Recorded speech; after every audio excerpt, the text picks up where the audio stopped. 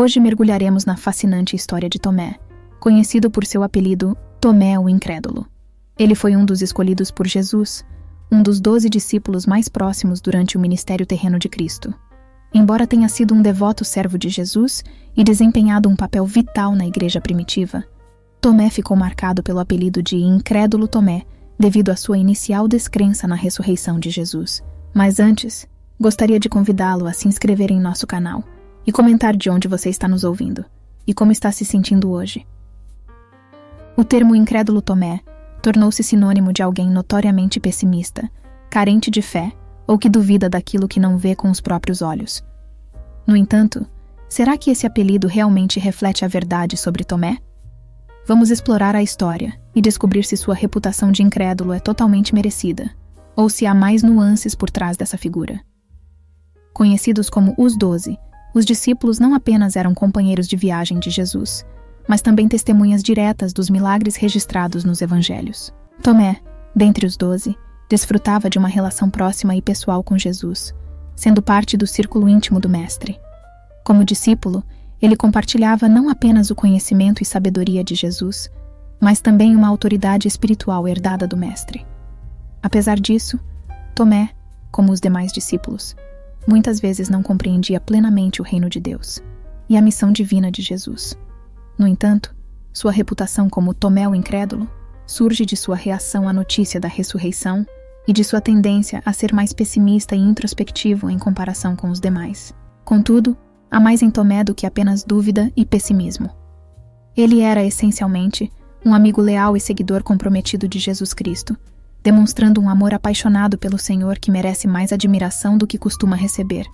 Então, onde exatamente encontramos Tomé nas páginas da Bíblia? A maior parte do que conhecemos sobre Tomé está registrada no Evangelho de João, onde sua personalidade única e sua relação profunda com Jesus são reveladas. Em João 11, quando Jesus decide visitar Maria e Marta após a morte de Lázaro, os demais discípulos hesitam devido aos perigos em Jerusalém. No entanto, Tomé destaca-se ao expressar sua disposição de seguir Jesus, mesmo que isso signifique enfrentar a morte ao seu lado. No capítulo 14 de João, durante a última ceia, Jesus fala sobre sua partida e a preparação de um lugar para seus seguidores.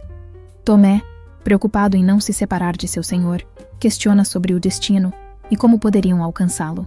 O momento mais conhecido envolvendo Tomé ocorre em João 20, quando os discípulos relatam a ressurreição de Jesus.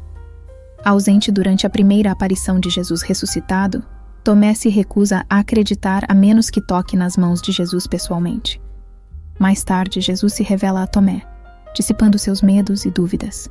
Além desses relatos, encontramos Tomé mencionado em outras 2 passagens bíblicas, destacando seu papel entre os 12.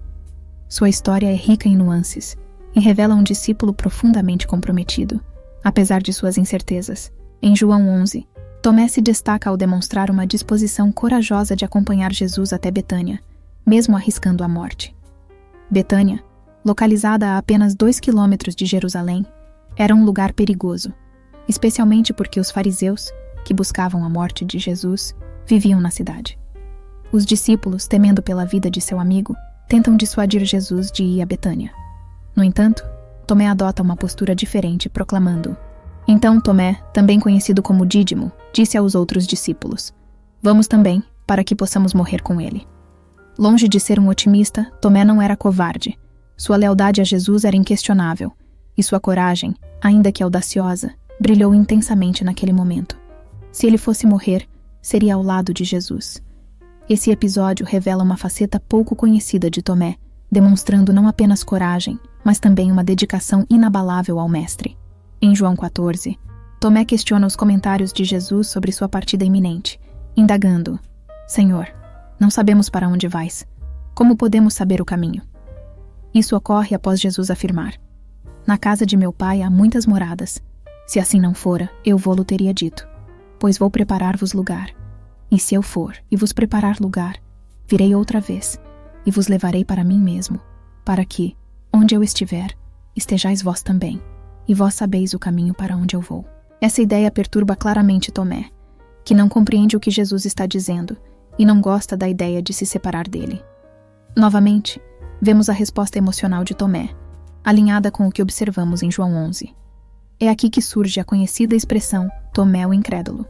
Essas duas histórias iluminam a reação de Tomé à crucificação de Jesus e sua subsequente dúvida em relação à ressurreição. Tomé é realmente muito parecido com muitos de nós. E aqui está a prova de que Jesus compreende. Se eu fosse você, também teria dúvidas. Está tudo bem. Essa compreensão de Jesus revela uma perspectiva compassiva em relação às dúvidas e receios de seus seguidores, incluindo Tomé. Após a morte de Jesus, quando os 12 se reuniram em um cenáculo em Jerusalém, Tomé não estava entre eles. Por quê? Embora seja impossível saber exatamente por que Tomé não estava no cenáculo com os 12, sua natureza emocional, melancólica e reflexiva sugere que ele talvez tenha buscado solidão em um momento de imensa tristeza. O luto é pessoal, e Tomé, assim como os outros discípulos, estava confuso e talvez se sentisse traído pela morte de Jesus. A morte de Jesus atingiu Tomé em um nível emocional profundo, especialmente para alguém que frequentemente agia com o coração. Ele acabara de perder seu amigo, mentor e tudo em que confiava na vida. Seu mundo desabou em questão de horas. Quando os discípulos anunciaram a volta de Jesus, a resposta de Tomé foi direta, até natural para um pessimista. A menos que eu veja as marcas dos pregos em suas mãos e coloque meu dedo onde estavam os pregos e ponha minha mão em seu lado, não acreditarei. Para Tomé, a falsa esperança era simplesmente insuportável. No entanto, em seu momento de maior tristeza, desespero e dúvida, Jesus apareceu a Tomé, encontrando-o exatamente onde ele estava. Jesus até mostrou a ele o que precisava ver para acreditar. Jesus veio e ficou no meio deles e disse: "Paz seja com vocês." E então disse a Tomé: "Coloque seu dedo aqui, veja minhas mãos, estenda sua mão e coloque-a em meu lado. Pare de duvidar e creia." Diante dessa revelação, Tomé exclamou: "Meu Senhor e meu Deus." Jesus lembrou a Tomé e a todos que o seguiam: "Porque me viste, creste. Felizes os que não viram e creram." Isso ressalta a relevância da fé na vida dos seguidores de Cristo, então e agora. Anteriormente, Jesus ensinou que, se vocês tiverem fé do tamanho de um grão de mostarda, dirão a este monte: "Vá daqui para lá", e ele irá. Nada será impossível para vocês. Além disso, está escrito que a fé é a certeza daquilo que esperamos e a prova das coisas que não vemos, e que vivemos pela fé e não pelo que vemos. A fé é um ingrediente essencial para os seguidores de Cristo, mas isso não significa que os crentes sejam corajosos, otimistas ou fiéis o tempo todo. Então, será que somos realmente tão diferentes de Tomé em nossos piores dias? Jesus pode ter desafiado a dúvida de Tomé, mas também não o condenou por sua falta de fé ou pessimismo. Em vez disso, ele desceu ao nível de Tomé, superando seu medo e incerteza com compaixão e graça. Quanto mais Cristo está disposto a fazer por aqueles que lutam com a fé hoje? A história pode lembrar de Tomé como o incrédulo, mas quando chegou a hora de Tomé entrar na eternidade e se reunir com seu Senhor, Jesus não recordou suas falhas na fé ou o recebeu como o incrédulo. Ele, ao contrário, recebeu seu leal amigo de braços abertos. Assim como qualquer um de nós, há mais em Tomé do que uma única perspectiva ou qualidade. E tudo isso tem um propósito divino na grande história de Deus. O melhor lugar para conhecer as histórias dos personagens bíblicos é na Bíblia. Então gostaria de convidar a todos vocês a lerem a Bíblia todos os dias. Estou deixando aqui, no primeiro comentário fixado, a sugestão da Bíblia que uso para meus estudos bíblicos e as que minha família tem aqui em casa. Compartilhe suas reflexões nos comentários e não se esqueça de se inscrever para mais conteúdo inspirador. Até a próxima, onde continuaremos a explorar as histórias que moldam nossa fé. Que a presença de Deus seja uma constante em sua vida, trazendo bênçãos, alegria e amor. Deus os abençoe.